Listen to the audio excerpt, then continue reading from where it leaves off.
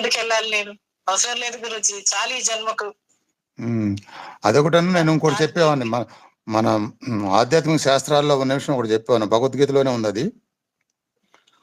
ఒకసారి గురువుని పూర్తిగా నమ్మిన తర్వాత ఆ నమ్మకము అంటే నిజమైన గురువు నిజమై ఉండాలి, మంచి గురువు అయి ఉండాలి, సామర్థ్యం ఉండాలి. అలాంటి గురువుని నమ్మే స్థాయి విశ్వాసం ఎంత పెరిగిద్దో చివరికి ఆ విశ్వాసమే, నమ్మకమే బ్రహ్మంగా మారిపోద్ది, బ్రహ్మ పదార్థంగా మారిపోద్ది. అంటే మీలో ఉన్న విశ్వాసమే అది మీకు ఒక దయ్యం లాగా మీకు పనిచేయటం మొదలైద్ది తిరిగి అనేది భగవద్గీతలో ఉంది. అది చెప్పాను నేను చాలా సార్లు.